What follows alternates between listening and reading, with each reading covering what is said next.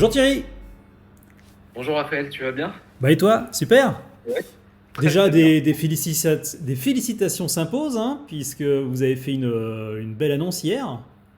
Oui, c'est vrai, on a levé 20 millions d'euros, ça a été annoncé hier à peu près dans tous les médias français, on va dire. Donc oui, c'est en pleine société en pleine croissance et on lève de l'argent, on en parlera rapidement tout à l'heure, mais Ouais, principalement pour développer notre produit, recruter, se développer et se déployer à l'international. bah c'est top. Et puis comme je connais quand même un petit peu le produit, c'est amplement mérité. Donc bravo à toute Merci. l'équipe. Merci. Merci de m'accorder un petit peu de temps pour mes étudiants du pôle universitaire Léonard de Vinci. Hein, Je donc t'en prie. Master 2 dans tout ce qui est Drive to Store. Et je pense que c'est un rayon où vous y connaissez un petit peu. Mobile, application mobile, c'est un sujet que tu maîtrises, tu me confirmes? Je pense que depuis une quinzaine d'années, c'est un sujet que je maîtrise. Je pense que tes étudiants et toi aussi, vous le maîtrisez très bien. C'est vrai que on a tous vu que le monde il avait changé, il est devenu très mobile, notamment l'apparition des App Store, 2008. Donc ça fait bientôt, ça fait 13 ans maintenant, C'est clair. 13-14 ans les App Store.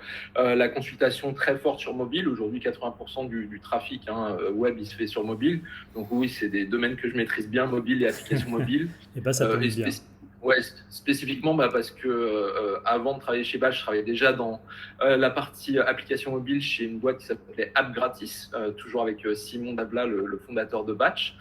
Et donc maintenant chez Batch, donc la boucle est bouclée entre les applications mobiles et le CRM mobile Excellent. maintenant, on va dire. Alors, bah, du coup, est-ce que tu peux te présenter rapidement qui tu es, ce que tu fais et ce que fait Bien Batch, sûr. du coup?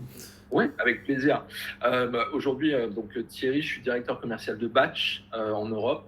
Je travaille depuis 10 ans avec les deux fondateurs de Batch, qui sont Simon Davla et Antoine Guénard, qui sont sans doute très connus sur le marché du CRM mobile et des applications. Pour résumer, Batch est une plateforme de communication et d'engagement client qui est spécialisée dans ce qu'on appelle les notifications push. Ça, c'est un peu ce qu'on appelle le produit d'appel, les notifications push. En gros, ça permet à nos clients qui sont des marques, des médias ou des retailers de communiquer avec leurs clients finaux, les utilisateurs de leurs applications ou de leurs services mobiles, que ce soit sur desktop, sur web ou sur web mobile. Et en gros, qu'est-ce qu'on fait? On permet à nos clients de faire trois choses. Puisqu'on appelle ça les push notifications, mais ça c'est très réducteur généralement. Donc en gros, en premier plan, il y a une plateforme data qu'on appelle parfois une Customer Data Platform, Mhm. si pour les gens qui connaissent. Ça permet en gros de centraliser l'intégralité des données d'un client dans la plateforme de batch. C'est ce qu'on appelle une unique Customer View généralement, avec des audiences anonymes ou loguées. Donc ça, c'est le premier étage, une plateforme data.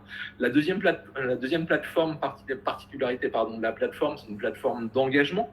Grâce à ces data, on va pouvoir engager les utilisateurs, les segmenter, créer des campagnes de communication spécifiques et les envoyer bien évidemment. Et la troisième partie de la plateforme, j'en parlais juste avant, c'est envoyer les campagnes de push notification au device de l'utilisateur final, que ce soit son smartphone, son desktop ou sur le web mobile. Et ça, c'est une plateforme de routage. On appelle ça une plateforme de delivery, en gros. Ça permet de router les notifications push, ces messages qui s'affichent sur les lock screens des téléphones des utilisateurs ou sur le desktop, jusqu'au device de l'utilisateur D'accord. final. Voilà ce qu'on fait aujourd'hui. Et très rapidement, dernier point, pourquoi on a des clients qui utilisent une plateforme comme Batch? Le premier point, c'est pour maximiser les KPI, donc des indicateurs de performance qui vont suivre, et le ROI. Le deuxième point, c'est pour améliorer l'expérience utilisateur de leurs clients finaux, les gens qui téléchargent des applications, qui viennent sur leur site web pour leur apporter une meilleure expérience, bien évidemment, du produit du client. Et le troisième, c'est pour maximiser la productivité des équipes marketing. En gros, on est une plateforme moderne, donc on met entre les mains de nos clients finaux qui sont des directions CRM, des opérationnels marketing, une plateforme user-friendly pour faire des campagnes en quelques minutes Ouais, donc et les vraiment en envoyer à mode leur SaaS, client c'est le derrière. service, ouais. D'accord. Exactement. Alors Exactement. aujourd'hui, c'est qui vos gros clients retail? Alors, nos gros clients retail, aujourd'hui, ça va de Le Bon Coin à Oui SNCF, La Redoute, Fnac Darty, BNP Paribas, Maison du Monde, Jiffy. Donc, c'est Ouais, donc très des belles éclaté. enseignes, Il y ouais. en a qui sont, ouais, il y en a qui sont très retail avec vraiment du physique, Mhm. donc une logique très drive to store. Ouais, Par c'est exemple, ce, des c'est ce boîtes qui nous comme intéresse, ça Jiffy tombe bien. voilà, exactement. Si je prends les deux environnements, t'en as qui sont très retail drive to store, Jiffy, Maison du Monde typiquement, et Ouais. puis t'en as qui font du retail mais qui sont moins drive to store, type Le Bon Coin ou Fnac Darty fait un mix de drive to store et un mix de tout digital, on va dire. Ouais. Donc, tu as un peu différentes typologies dans ces acteurs-là. D'accord. Et si je te dis qu'aujourd'hui, le mobile est devenu, on va dire, l'âme de conversion numéro une pour le retail, tu es d'accord avec ça? Ah bah, je suis totalement en phase avec ça. Je pense pour deux raisons principales. La première, c'est les achats qui sont effectués directement via les applications mobiles ou sur le mobile web, on va dire. Donc D'accord. ça, c'est de l'achat, de la conversion directe. Et sur la deuxième partie, c'est le drive to store. Nos clients qui n'ont pas d'application mobile ou qui potentiellement ne vendent pas toujours en ligne ou toute leur gamme de produits, le but c'est qu'ils fassent venir en magasin leurs utilisateurs via des campagnes de communication, en ouverture de magasins, en promotion, différents types de campagnes dont on pourra parler. Et puis, il y a un autre sujet qui est évident, c'est que aujourd'hui, le mobile, c'est un compagnon dans l'achat. C'est-à-dire que même quand les gens, enfin surtout quand les gens vont en magasin, tu vois des gens toute la journée en magasin, ils sont chez Fnac Darty, Ouais. ils sont chez Maison du Monde, et puis ils ont leur téléphone, leur smartphone en main, puis ils checkent des références, ils regardent les prix, ils regardent ce qui se passe chez la Tout concurrence, à fait. ils regardent si c'est pas moins cher chez Amazon ou chez n'importe quel autre service qui fait pas du drive to store pour le coup.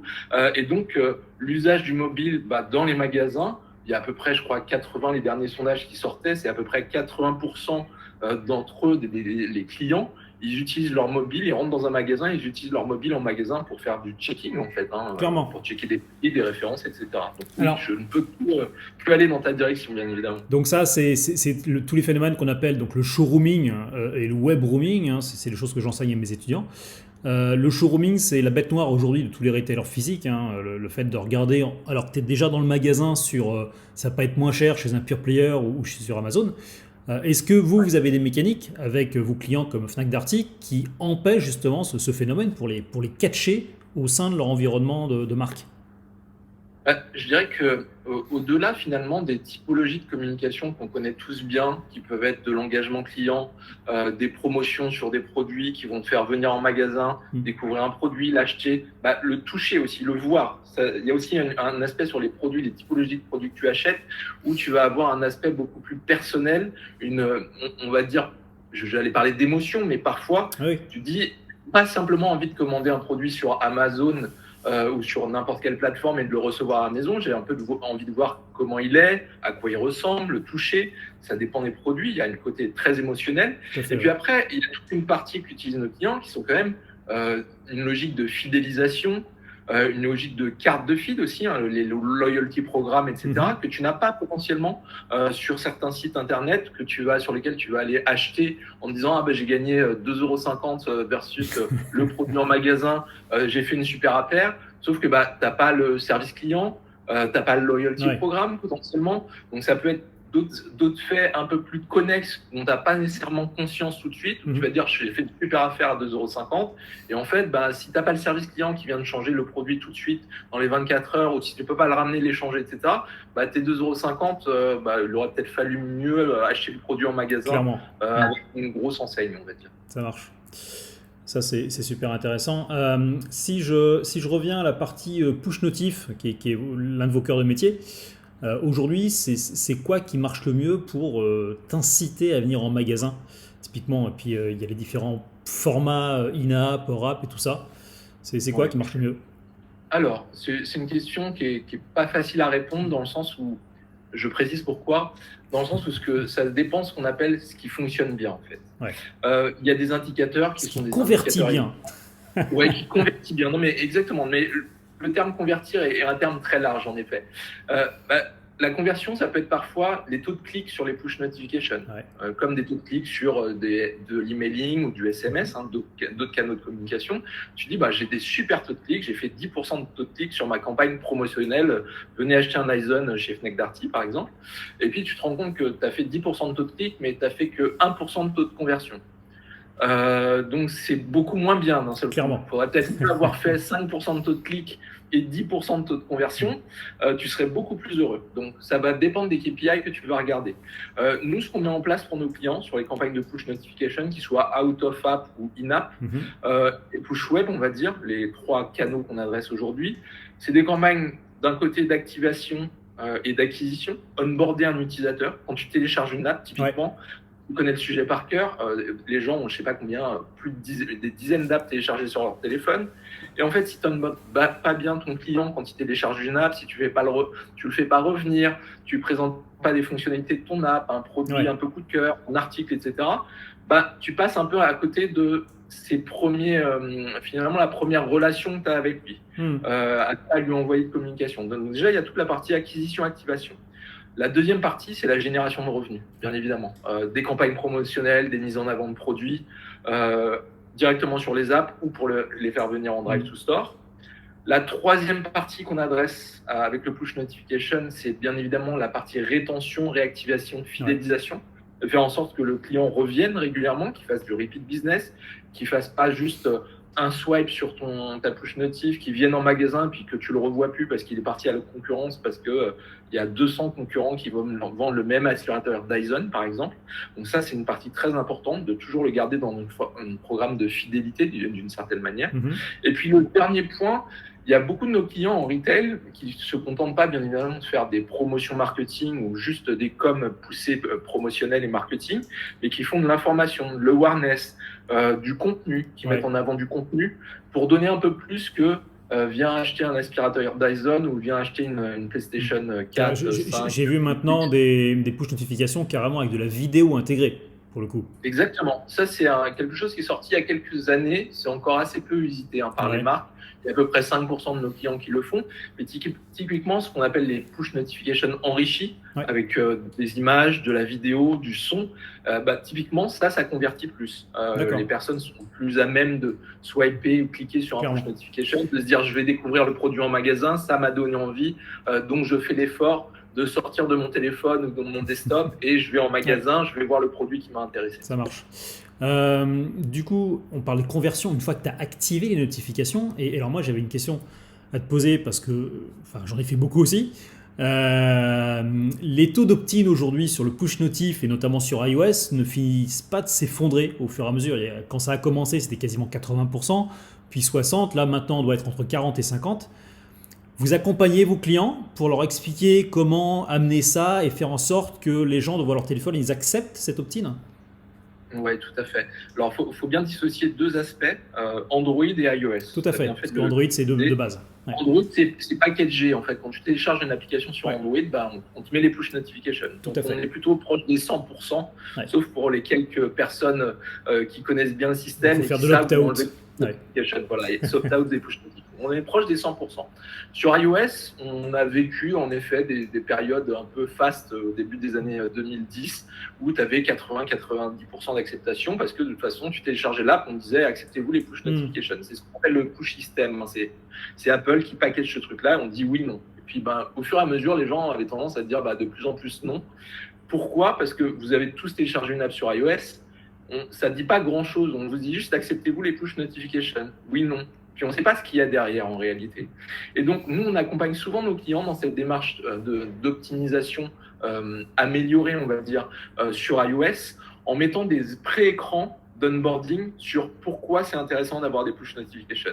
Alors, tu prends des retailers notamment, c'est intéressant parce que tu vas pouvoir accéder à des promotions, au suivi de ton colis, de ta livraison, des produits additionnels, etc., des promotions, un programme de fidélité. Et si tu n'expliques pas ça à ton client lambda, quand il télécharge l'application de Jiffy ou de Fnac Darty ou de Rakuten, on lui dit juste acceptez-vous les push notifications, oui, non. Peut-être qu'il va être tenté de dire non. Si on lui explique pourquoi ça serait bien d'accepter les push notifications, il va plutôt dire oui. Donc on est plutôt dans cette logique-là d'évangélisation du client final pour lui dire pourquoi c'est intéressant d'accepter les push notifications. En effet, quand je prends un autre sujet qui n'est pas du retail, mais tu prends un groupe média, Le Monde par exemple, avec lequel on travaille, quand tu télécharges Le Monde et que tu acceptes les push notifications, tu sais potentiellement que tu vas prendre des breaking news. Il y a une vraie valeur ajoutée pour l'utilisateur. Voilà, la valeur ajoutée, c'est tu sais que la France va gagner 3-2, tu sais que Paris va mettre un but, etc.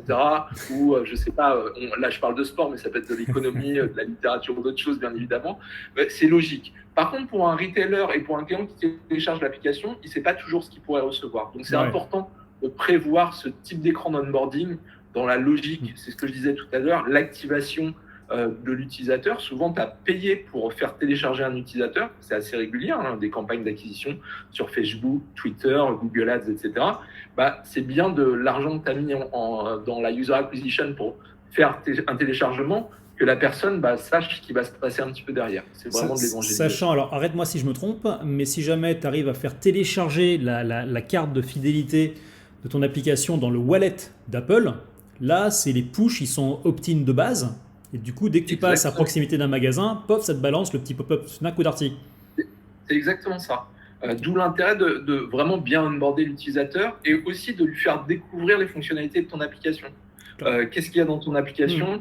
Est-ce qu'il y a un loyalty programme dedans? Est-ce que tu peux l'associer à ton wallet? Tu vois, c'est plein de mécaniques qui font que souvent, la personne qui télécharge une application n'a pas connaissance de tout ce qu'il peut y avoir dedans, en réalité. On va juste se contenter de browser des produits, acheter un produit, mais sans se rendre compte qu'il y a plein de choses dans l'application qui vont du loyalty programme à des événements. Même parfois, on t'invite à des événements de store, tu vois, en Drive to Store. On va te faire découvrir une nouvelle console ou un acteur ou un chanteur qui va venir sur une séquence de dédicace, etc. Donc, ça peut être aussi ces moyens-là qui sont mis en place pour driver pour tout ce qui est événementiel, oui, carrément. Alors, c'est vrai que sur iOS, c'est encore plus important parce qu'on dit souvent que tout ce qui est valeur générée sur iOS, c'est quoi? C'est 25% du parc, mais je crois qu'on est encore à largement 50% de la valeur générée. Oui, alors ça a un petit peu changé sur les dernières années, notamment parce que les devices Android ont quand même bien évolué en montée en gamme. On peut dire que tu vois les derniers devices de chez Huawei, de chez Samsung, sans faire de marque spécifique pour les gros devices, les constructeurs chinois ou coréens de devices, la gamme a quand même beaucoup évolué ces 10 dernières années. Donc on est en train de réduire, tu vois, cette grosse différence entre parc installé, OS installé, iOS versus Android, et device plus ou moins haut de gamme, bas de gamme. C'est vrai que iOS, ça a toujours été du device haut de gamme, donc il y a un peu moins de cette problématique-là. Mais c'est en train de se réguler. Franchement, c'est en train de se réguler. Et alors, je suis désolé, j'insiste un peu sur Apple parce que vous, votre métier, finalement, c'est quand même de la data. On va reparler de la partie CRM après. Mais tout ce qu'ils mettent en place là, depuis quelques mois, donc il y a eu l'ATT, l'App Tracking Transparency, qui a été sorti avec iOS 14.5 dans le printemps, c'est ça? Maintenant, il y a également iOS 15 avec tes pixels transparents dans une newsletter et tout ça qui remonte plus de données. Pour vous, c'est quoi l'impact? Qu'est-ce que ça veut dire? Et pour vos clients, bien entendu. Alors, pour les clients, c'est un impact parce que là, on parle de vraiment de l'aspect publicitaire en réalité. Pour les clients, ça a toujours un impact parce qu'ils faisaient beaucoup de choses sur les ID publicitaires, notamment du retargeting d'audience, ce genre de mise en place, retargeting d'audience, retargeting de campagne publicitaire avec des acteurs plutôt dans l'adtech, on va dire. Donc, je précise la tech, le monde de l'advertising, la technologie de l'advertising. Tout à fait. Nous, on est dans le monde du MarTech, donc du marketing, la technologie marketing, les suites de marketing automation, en gros. Et pour nous, ça ne nous concerne pas du tout, en réalité, parce que l'ATT côté iOS, il restreint l'accès, en effet, à l'identifiant publicitaire via une demande d'autorisation pour chaque utilisateur. Et comme Batch ne nécessite pas d'avoir cet identifiant publicitaire pour fonctionner, aujourd'hui, ça n'a aucun impact chez nous. L'IDFA, en effet, chez Apple et chez Android, c'est toujours l'UDID. L'UDID, oui, tout à fait. l'UDID. Et ça n'a pas d'impact chez nous parce qu'on ne le récolte pas, cet identifiant publicitaire. On n'a pas besoin pour faire fonctionner notre technologie. Aujourd'hui, impact zéro chez nous pour nos clients sur des logiques d'envoi de push notification. D'accord, mais du coup, je pense que l'impact pour vous, il est peut-être plus positif parce que à partir du moment où l'email va devenir beaucoup moins pertinent, peut-être que les retailers vont rebalancer leur budget sur du push notification, par exemple. Oui, alors en fait, c'est un peu pour ça qu'on est là, en réalité, d'une certaine manière. Non, mais l'existence de Batch, en gros, les sociétés avec lesquelles on travaille, les grands comptes en CAC 40, SBS 120, ils utilisent des suites logicielles qui existent depuis des vingtaines ou des trentaines d'années, des boîtes comme Salesforce, Adobe, Oracle, IBM, etc., qui leur font l'email et le SMS depuis très longtemps, qui sont des canaux quand même en perte de vitesse, qui coûtent aussi beaucoup d'argent. Envoyer un SMS, c'est 2-3 centimes à l'envoi. Un email, je ne rentre pas dans les détails, mais c'est pareil, c'est des frais de routage, donc ça coûte plutôt cher. Et en fait, ils se disent... en plus, outre le fait que c'est des canaux qui ne sont pas hyper réactifs, pas en temps réel, en fait aussi, ça c'est important. Les gens, juste pour te donner un chiffre, quand on voit une campagne d'emailing, tu vas regarder les ouvertures sur des dizaines d'heures, voire quelques jours. Oui. Quand on voit une campagne de push notification, c'est instantané. La personne, elle le reçoit, elle est sur son mobile toute la journée. Donc, en gros, tu vois des pics d'ouverture dans les 5-10 minutes qui suivent. Et puis, ton pic absolu complet, il dure peut-être 2-3 heures. Et puis après, ça s'arrête. Et on n'est pas dans des logiques d'attendre des pics d'ouverture pendant plusieurs heures ou plusieurs jours. Donc, ça, c'est le premier point. Le deuxième point, c'est que c'est aussi, le monde, il a changé. On en parlait tout à l'heure, mobile first, les app stores, etc. Nous, nos clients, c'est des équipes CRM et marketing qui travaillent un peu malgré eux, parce que c'est des personnes qui ont 25, 35 ans à peu près, sur des logiciels type Salesforce, Adobe, etc. Je ne sais pas si tu as déjà mis la main dans ce type de logiciel, mais c'est pas très user. Marketing Cloud côté Salesforce. Voilà, Marketing Cloud côté Salesforce. Tu viens le matin, tu arrives au bureau, tu te dis, je vais devoir mettre les mains là-dedans pour envoyer des petites cases, des petites flèches. Voilà, des cases, des flèches, c'est pas très cool pour quelqu'un aujourd'hui qui a 25-35 ans, qui utilise, je sais pas, Instagram, Google, Gmail, etc. au quotidien. Tu te dis pas, je vais me lever, je vais aller au bureau, puis je vais mettre les mains dans un truc qui date des années 90. Tu sais, je fais une aparté parce que moi, j'ai adoré ça et la nuit, je rêvais de scénarios que je pouvais rajouter le lendemain. Ouais, voilà. Comme lorsque tu joues toi à Tetris et tu vois que les briques qui tombent. Exactement, c'est un peu ça. Mais c'est pas, tu t'avoueras que c'est pas très user-friendly comme expérience. Faut mettre le nez dedans, clairement. Voilà, faut mettre le nez dedans. Ça fonctionne, hein, je dis pas que ça fonctionne ça, mais c'est pas user-friendly.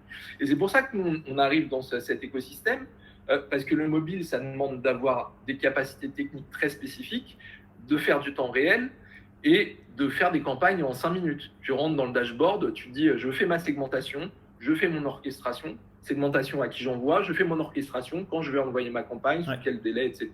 Et puis je fais mon message. Une fois que tu as fait ça, tu appuies, c'est parti. 5 minutes, ta campagne elle est lancée. Donc ça, c'est vraiment important pour nous, pour répondre à cette question-là. Et en effet, on parlait de data, notre cœur de métier, tu disais, c'est la data, c'est le CRM mobile. Et en fait, en quoi ça consiste et qu'est-ce qu'on fait avec? C'est que, comme je disais en préambule, la plateforme data, tu centralises l'intégralité des données clients à des fins de segmentation. La plateforme d'engagement, tu segmentes, tu personnalises, tu crées des campagnes multicanales de notification push mobile, app, in-app, web.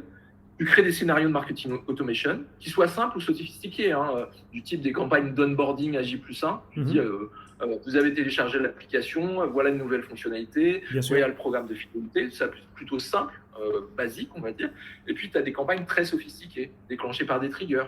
Une personne va ajouter un produit dans un panier, ne va pas l'acheter, tu vas déclencher une campagne 30 minutes après pour lui dire, au fait, ça serait bien que tu achètes ta paire de Nike que tu as mis dans ton panier ou ta console que tu as mis dans ton panier.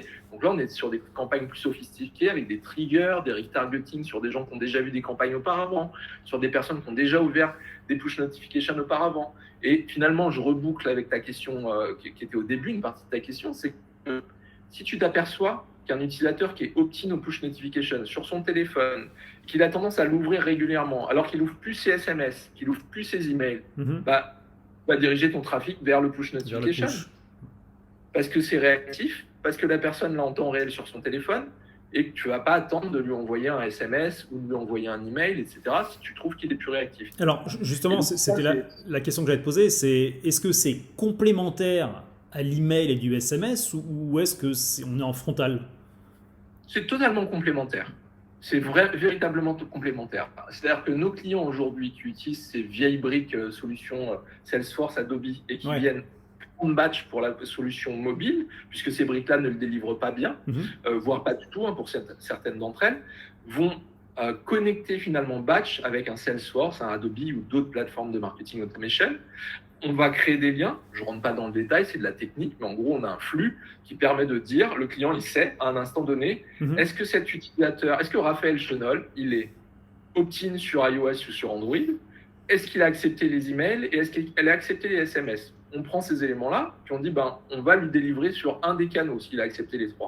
Puis après, on va dire, ce canal-là, il est moins fan. A priori, il n'a jamais cliqué sur un email depuis les 2 derniers mois. Par contre, on a vu qu'il ouvrait les push notifications. Rappel, on va lui envoyer des push notifications et puis on va arrêter de lui envoyer des emails et des SMS. Et puis, il y a d'autres mécaniques parfois un peu plus poussées chez des clients retailers qui vont dire, j'envoie un SMS, si le SMS n'est pas ouvert, j'envoie un push notification ou vice-versa. J'envoie un push notification c'est plutôt le sens inverse d'ailleurs. C'est souvent j'envoie un push notification parce que ça ne coûte pas d'argent à l'envoi.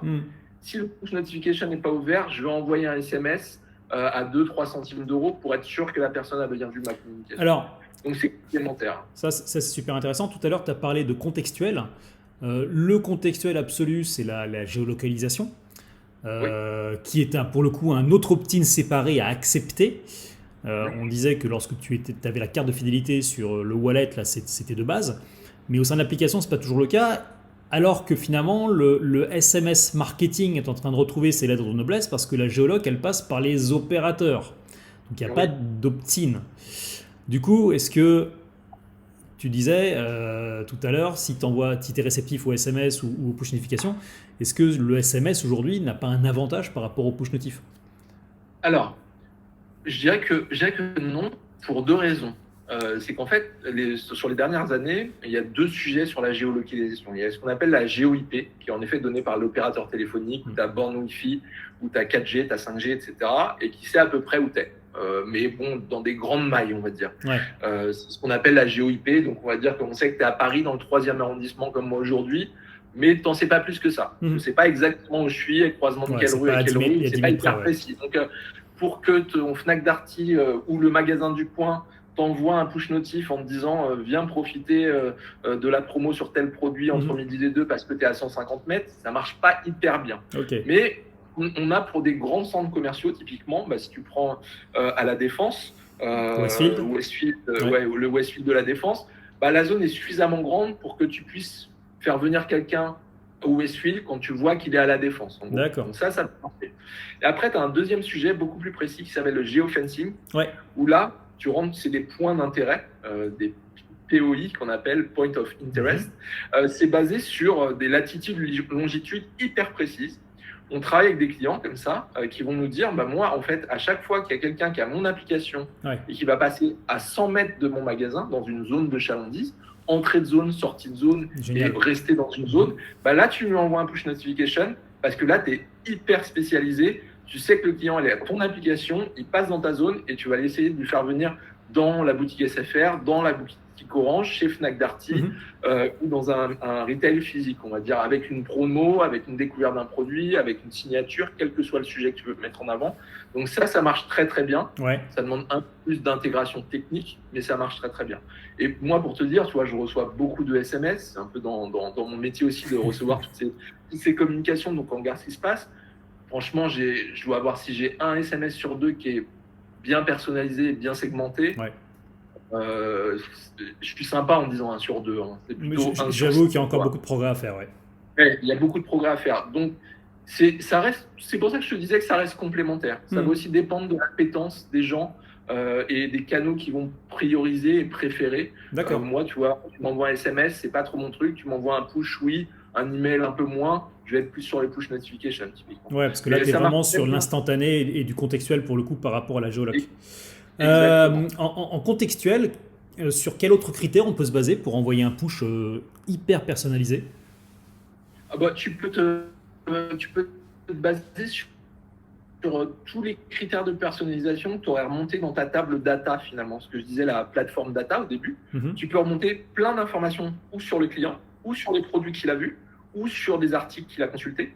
Donc ça va du fameux prénom, nom, zone de chalandise, etc. Les fameux, comme quand tu reçois un email, un push notif ou un SMS, on va te dire R Raphaël, L Thierry. Donc ça, c'est des trucs plutôt basiques qui existent depuis 20 ans en gros. Et puis après, si dans une application ou sur un site web, tu es allé voir plutôt des paires de baskets blanches d'une marque X, on va te dire viens au magasin à côté parce qu'il y a une promo sur les paires de baskets blanches. Donc tu peux faire du remarketing dans ton push notif. Exactement. Tu peux faire du remarketing, c'est-à-dire toutes les datas qui sont que tu as récupérées en fait, d'un utilisateur quand il va sur un site web ou sur une application. Donc du comportemental, vraiment des événements, des attributs ou des labels qu'il va déclencher. Je rentre des termes un peu techniques, mais en gros, comme je te disais, il a regardé tel type de produit en taille tant. Le jour où j'ai une promo où le stock il est revenu sur ce taille temps de ce produit-là, il m'a envoyé un push contextuel. Ça c'est canon ça. Donc on peut aller pour la conversion. Il faut simplement que le client nous fasse remonter ces éléments là ou que nous on les remonte. Ou des fois, bien évidemment, on se plug directement dans le SI, dans le back-office du client pour récupérer ces informations sous forme de flux direct qu'on appelle des API.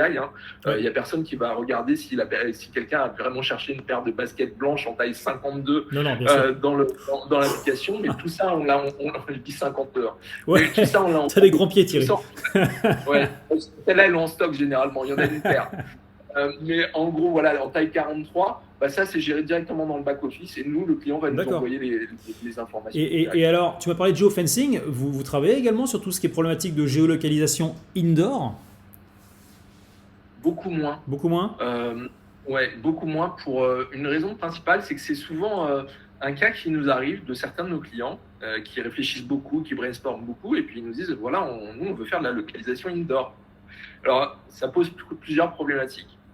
La première, c'est que si c'est un magasin qui est dans la Creuse, j'ai rien contre la Creuse, dans une rue dans la Creuse, ça va, c'est pas trop compliqué parce que potentiellement c'est le même magasin, il y a un seul magasin, il peut avoir ou du geofencing ou de la GeoIP, voire avoir installé des beacons, donc ces fameuses petites balises dans un magasin tu vas rentrer je prends Célio, tiens, tu vas rentrer chez Célio, ils vont installer ces petites balises à différents points du magasin et là c'est plutôt les pantalons, là c'est plutôt les doudounes, là c'est plutôt le wear, là c'est plutôt les chaussures. C'est les petits boîtiers basés sur du Bluetooth pour ceux qui nous regardent. Exactement. Et en gros, selon ta progression dans le magasin et le temps que tu vas passer à un rayon à un autre, on va se dire, lui il était plutôt intéressé par les doudounes et lui plutôt par les chaussures. Donc ça c'est un sujet qui arrive progressivement, on en voit un petit peu arriver. C'est pas encore ça. Franchement, ça fait 15 ans qu'on en parle, très honnêtement. Moi, j'ai parlé avec des retailers physiques qui avaient mis ça en place. Il arrivait même que leurs équipes en interne ne savent pas du tout ce que c'était, ne savent pas comment ça fonctionnait. Et genre, après 2 semaines d'opération, ils prenaient les beacons, ils les jetaient à la poubelle, comme si c'était un truc dans un magasin qui ne servait à rien. Ça, c'est le premier sujet. Le deuxième sujet, je reviens sur le Westfield de la Défense. Quand tu rentres, t'imagines, quand tu rentres au Westfield de la Défense, je sais pas combien il y a de boutiques. Il doit y avoir 1 millier de boutiques au Westfield. 200, 300, ouais. Ouais, c'est 300 boutiques. T'imagines, si tu es client de toutes les boutiques, tu as l'application de toutes les boutiques et tu te balades au Westfield de la Défense, il se passe quoi? En fait, potentiellement, tu peux recevoir déjà 200 push notifications. Ouais. Et puis, potentiellement, si tu te balades comme ça, tu rentres dans un magasin, tu sors, on va te dire tiens, viens acheter le pantalon chez Célio parce qu'on a vu que tu passais du temps chez Célio. Puis, entre-temps, tu es passé chez Eric Bompard, à la Fnac, chez Decathlon. Et puis là, ça devient infernal pour le client final. Et en fait, le client final, il ne faut pas le pressuriser. Ouais, c'est vrai qu'on n'y pense pas à ce genre de cas. Il a le droit de recevoir des communications, c'est toujours sympa et ça l'intéresse. Mais si tu es dans un cas comme ça, nous, tu vois, on travaille avec des foncières, en fait, de la foncière de Casino qui s'appelle Mercialis, la foncière de Carrefour, etc. Des grosses boîtes comme Westfield. Ils te disent, en fait, on voudrait bien faire ça. On a tous planché là-dessus, on a brainstormé pendant des heures, c'est génial. Et toi, tu arrives et tu leur dis, ouais, mais on fait comment? Parce que vous avez 300 marques dans une zone de chalandise hyper restreinte. Et donc, voilà, il faut toujours faire attention entre les ambitions, le brainstorming et un peu la liste au Père Noël, on peut le dire, d'un client, et la réalité opérationnelle. Il faut toujours essayer de ramener le client à la réalité opérationnelle pour pas qu'il se perde parfois dans des lubies.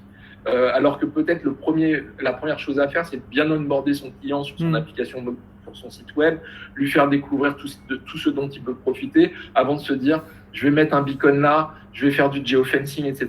Ça, c'est des étapes dont on parle depuis 10-15 ans qui sont assez peu développées, encore assez peu développées, très honnêtement. D'accord, ça marche. On arrive presque à la fin de cette interview. Moi, j'avais une petite question. On a parlé pas mal de SMS. Cette semaine a eu lieu le lancement officiel du RCS par l'AF2M, qui est l'association qui regroupe tous les opérateurs telco, et Google maintenant, puisque le RCS est un format qui est promu par Google. T'en penses quoi? Tu crois que ça va prendre, pas prendre Ouais, le RCS, je précise, pour Rich Communication Service. Tout à fait. C'est du SMS enrichi, si on peut le SMS 2 ou 3.0, ouais. Ouais, 3.0 enrichi. Je suis assez dubitatif. C'est-à-dire que je regarde et je connais bien parce que je suis sans doute pas le mieux placé pour en parler. Je pense qu'il faudrait mieux interviewer les gens de CCM, par exemple, avec notamment, tu connais les gens là-bas, avec Jérémy Delru, par exemple, qui m'en parle tous les jours et qui le pitch tous les jours entre le SMS enrichi, le WhatsApp enrichi, etc. On le voit, ça prend un petit peu. C'est quelque chose qui existe déjà depuis quelques années. Il y a le lancement officiel, notamment parce qu'il y a Google qui est dans la boucle, donc c'est toujours un peu plus prestigieux de dire il y a Google qui lance le format, etc. En réalité, ça fait quoi, peut-être 3, 4, 5 ans? Oui, j'allais dire 5 ans, facilement. Oui, 5 ans. Jérémy m'en parle presque toutes les semaines quand je le croise sur un event, je le vois pitcher, etc. Ça prend pas encore. Alors, faut préciser que c'est un format. Pardon, il faut préciser quand même que c'est un format qui est uniquement disponible sur un certain nombre de téléphones Android aujourd'hui et qui n'est pas compatible avec Apple, puisqu'Apple est parti sur son e-message et officiellement aujourd'hui n'a pas l'intention de gérer le RCS. Oui, pour une raison, c'est toujours un peu la même histoire d'ailleurs avec Apple. Pour une raison assez forte, c'est que Apple, leur but, c'est quand même d'amener des gens dans des applications et sur des stores. C'est là où Apple fait le plus d'argent, en plus des produits, bien évidemment, des iPhones, du hardware. Je ne rentre pas dans ce sujet-là, mais sur la partie business des apps, Apple n'a pas de business web, soyons sérieux. Apple n'a pas de business sur le web, n'a pas une régie publicitaire sur le web, comme contrairement à Google, etc., ou sur des aspects très SMS, etc. Donc, je vois que ça prend un petit peu. Je pense qu'on en est encore balbutiement et Jérémy chez CM me dit toujours on évangélise le marché en fait. C'est un peu comme moi chez Batch et les équipes de Batch. Il y a 10 ans, quand ils sont lancés sur le push notification et l'apparition des App Store, etc., c'était un peu le boom des applis, etc. Il n'y avait pas beaucoup de clients qui étaient équipés en push notification. Et puis aujourd'hui, on est 10 ans plus tard, 15 ans plus tard. Si tu n'as pas une appli qui n'a pas de push notification devant, en gros, je dis push notification, mais un CRM mobile dans ton appli, ça ne sert à rien de développer une appli. Clairement. Tu mets de l'argent dans une appli, ça coûte parfois des centaines de milliers d'euros. Enfin, tu es bien placé pour le savoir dans des grands groupes. Des centaines de milliers d'euros. Tu fais de la user acquisition pour faire venir des gens télécharger ton application, ça coûte des centaines de milliers d'euros en budget média. Derrière, si tu n'as pas une brique CRM qui fait que les gens ils restent dans ton appli et qu'ils l'utilisent, ça ne sert à rien, soyons honnêtes. C'est un peu comme au début du web. Si tu n'avais pas d'email marketing, tu avais beau avoir un beau site web, tu avais fait connaître à plein de gens en achetant des pubs sur Google ou ailleurs, c'est cool, les gens y venaient. Mais si tu les faisais pas revenir, si tu les fidélisais pas avec de l'email à l'époque, ça servait à rien. Il n'y a que les grosses marques pour lesquelles ça marche. C'est-à-dire que je vais pas te dire que Facebook, Instagram, TikTok, ça marche un peu tout seul. Ils n'ont pas besoin d'envoyer des push notifs pour que tu ouvres ton application, un peu comme Météo France. En gros, ils n'ont pas trop besoin d'envoyer des push notifs. Mais ça concerne quoi? 10 marques dans le monde, 15 marques dans le monde. Pour les centaines d'autres milliers de marques. Milliers, oui, clairement. Des centaines de milliers d'applications sur les stores et les sites web dans le monde. Là, on parle plutôt d'ailleurs de milliards d'applications et de sites web dans le monde. Ça ne marche pas comme ça. Il faut toujours un outil CRM. Alors, pour la blague, mais je pense que c'était bien pensé à l'avance par Apple, j'ai vu une étude où depuis la sortie de l'ATT, dont on parlait tout à l'heure, qui a un taux d'opt-in global, je crois, de 13 ou 14%, donc c'est tous les SDK tracking publicitaires qui sont quasiment morts. Je crois que les budgets d'investissement sur Search Ads, qui est le SEA de l'App Store côté Apple, il a fait x3 depuis. Oui, c'est ce que j'ai vu aussi. Je pense qu'il faut creuser les articles qui sont sortis, mais je les ai vus passer aussi. Après, c'est un peu une lubie d'Apple. Si tu veux, Apple et l'advertising, ça fait quoi? Ça fait 12, 14, 12, 13 ans depuis la sortie des apps, depuis les App Store, 2008, je reprécise, à l'Apple Store pour les apps iOS et le Google Play Store pour les apps Android. Ça fait 13 ans que ça existe. Et depuis 13 ans, Apple essaie de gagner des budgets publicitaires à la barbe et au nez des mastodontes que sont Facebook, TikTok, Google, avec un succès plutôt mitigé, soyons sérieux. Ils avaient sorti iAd qui a fait un bid il y a quelques années. C'était iAd avant, qu'ils ont rhabillé en Search Ad. C'est ça. Ça marche un petit peu, je ne dis pas que ça ne marche pas, mais c'est plutôt mitigé. Apple fait de l'argent comment? En vendant du hardware et en prenant une commission sur tous les achats qui sont faits sur les ventes d'in-app purchase, sur les applications mobiles, quand tu t'achètes une vie sur Candy Crush, quand tu t'achètes un produit dans une autre application. C'est comme ça qu'Apple fait beaucoup d'argent. C'est pas sur la partie publicitaire. Ils n'ont pas vocation à y être véritablement. Donc, s'ils ont fait x2 ou x3 depuis la mise en place de l'ATT, tant mieux pour eux. Mais c'est peut-être x2, x3 sur quelques dizaines ou quelques centaines de milliers d'euros. Donc, on tente de dire que c'est pas grand-chose, quoi. Ça marche. Vaut mieux faire x2, x3 quand tu t'appelles Facebook et Google sur l'advertising. Là, c'est des montants faramineux. Surtout que là, le marché va se transformer. Ça marche. On est quasiment arrivé à la fin. Moi, je termine toujours en te demandant si tu avais un conseil à donner à mes étudiants qui voudraient venir travailler chez Batch. Quel serait-il? Un conseil, j'en aurais plein de conseils. Il faut que j'en choisisse un. Comme je suis directeur commercial, je vais peut-être en placer deux quand même. Donc, on va dire travailler chez Batch ou dans le secteur du marketing automation. Je mets un peu les deux en lien, mobile marketing automation. Je dirais qu'il faut être curieux parce que c'est des environnements qui évoluent au quotidien, des releases d'OS, iOS ou Android, des nouvelles versions. Tu parlais d'ATT, etc. Donc, il faut être très curieux. Il y a un petit côté technophile quand même, il faut le préciser. Et après, il n'y a pas de secret, il faut être travailleur. Là, je ne te cache pas, quand tu travailles dans une start-up qui est passée de 10 personnes à 70 salariés dans les 18 derniers mois et qui vient de lever 20 millions, ça ne se fait pas hasard. C'est pas une magie, c'est qu'il y a des gens qui bossent sérieusement dans toute l'équipe, technique, customer success manager, les commerciaux. On voit souvent les commerciaux, ils vont dire on a signé un deal et tout, c'est cool, hein, c'est mon équipe, ravi. Mais si j'ai pas ma tech, mon produit, customer success manager, mon produit, je peux pas le vendre, quoi, en gros. Ça, c'est le premier point, curieux et travailleur, je dirais. Et vraiment, un conseil pour venir travailler chez Batch, je dirais l'esprit d'équipe, l'abnégation. Et chez nous, on parle de culture beaucoup en ce moment, notamment quand tu passes de 10-15 salariés un peu historiques à 70 salariés avec des personnes plus ou moins jeunes venant de milieux différents et d'écosystèmes différents. Chez nous, la culture, c'est la confiance, beaucoup de confiance. Et finalement, tu te rends compte que la confiance, ça amène de la performance. Donc, je dirais que c'est deux niveaux que j'aime bien associer dans cette réflexion, en fait. Oui, et puis clairement, je pense que votre succès tient à vos personnalités, à Simon et à toi. Hein, et ça, c'est plutôt appréciable. Merci de le préciser.